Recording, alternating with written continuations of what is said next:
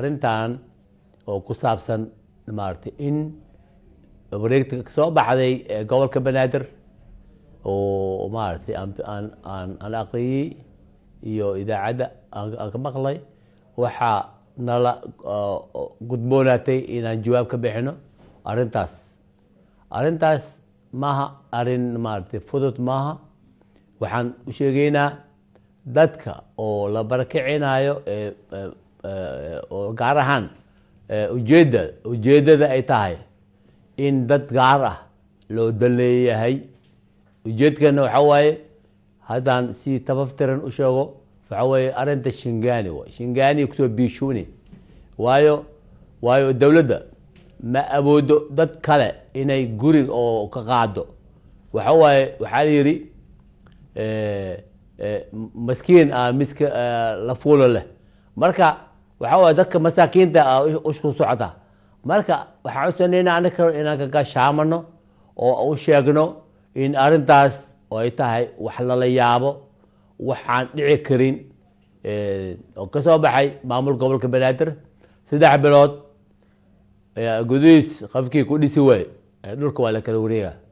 marka sharciga oo maaragtay dawladda hoose anagu waa joogi jirnay, maamulka sare dhulka waa soo marnay. marka waxaanoo kale maaha wax sharci maaha. dadka meesha waxay ku duuntay Shingani maaragtay dagaal sokeeye ku duuntay. marka ayaga gacantooda ma guduminin, gacan kala dumisay.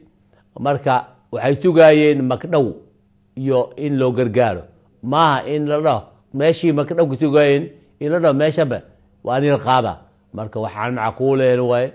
marka waxaan ka codsanaynaa in arrintaas uu ka fiirsado madaale oo arrintaasna ka noqdo. waayo arrintan waa wixii maamulka ka horeeyay saasoo kale way ka noqdeen arrintaas, dib bay ugu noqdeen. marka madaxweynahana waxaan ka codsanaynaa in arrintaas maadaama uu yahay ninka ugu sareeyo iyo guddoomiyaha baarlamaanka iyo ra'iisul wasaaraha dhammaantood waxaan ka codsanaynaa inay arrintan ay soo farageliyaan iyo culamaa diinka Soomaaliyeed meel kasta joogaan. waxaan ka codsanaynaa inay ka hadlaan arrintan, ay u istaagaan. dadka Banaadirina waxaan ka codsanayaa inay u istaagaan arrintan meel kastoo ay joogaan, gudaha iyo dibadda, xildhibaanada, wax kasta siyaasiyiinta dhammaan waxaan ka codsanayaa in arrintan soo farageliyaan ay ka hadlaan. marka waxaan ka codsanaynaa madaxweynaha iyo ra'iisul wasaaraha iyo guddoomiyaha baarlamaanka meel kasta in arrintan laga fiirsado, arrintan macnaa la joojiyo faragelinta. waxaa jiro Shingani macnaa waxaa ku yaala 12 meel wasaaradood oo dawladda leedahay. waxaa ku yaala meel ay dawladda hoose leedahay. waa kan oo waxaa la meesha ugu dambeeya Shingani xamroweyne ka soo horjeedo badda Saawasaara kalaabkii dawladda hoose la jiray Marshibiyo meesha waxa waaye waa dodosada. marka macnaha haddii shaqo ay rabaan oo run ay sheegaan ha ka bilaabaan gurigaas Shingani ku yaalo kow. guryaal badan oo ay leedahay dawladda hoose Shingani waa ku yaalin, waa burbursan yahay.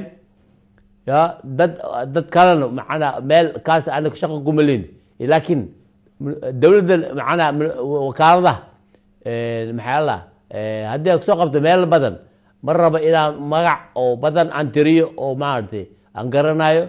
tii Jubbay ku jirtaa, Curuba ku jiro, waxaa ku jiro wakaaladii muuska ku jiro, waxaa ku jiro macnaa meel badan aan sheegi karin 18 wasaaradood.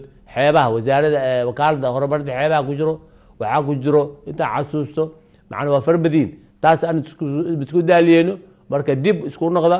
marka arrintan dadka Banaadiriga la barakiciya la joojiyo. madaxweynaha waxaan ka codsanaynaa in arrintaaneti oo maaragtay soo farageliyo uu joojiyo. waayo dadka masaakiinta marka oo macnaa dhibka u dhugunu la in maaragtay la baabiyo anaka ma qaadanayno. siyaasiyiinta haddaan nahay waxaan aragnaa hadalka ujeedka oo macnaa ujeedadiisu ku biishubanayso waxa waa Shingani. waxaa meelo kale xamar halaa kale qabiilayaal kala degan. Shingani gacantii waana hore u soo sheegay gacanta Banaadir ma burburin. waxaan ogahay marka anaka joognay maamul gobolka Banaadir waxaan raadinaynay shingaani maalgelin waxaan weydiisanay caalamkaan weydiisanay in dib loo dhiso waayo dadka oo degan ayaka ma dumin meesha waxay ku dunti laba qolo oo isdagaalayo ayaa burburiyey meesha annagu hadda qolo ma tilmaamino uma dhehayno qoladaasa dumisay iyo qoladaana dumisay marka waxaan codsanayna madaxweynaha iyo jamhuuriyadda soomaaliya in arrintaas soo fargeliyo marka waa mahadsantiin wacalaykum asalaam waraxmat ullahi wabarakaatu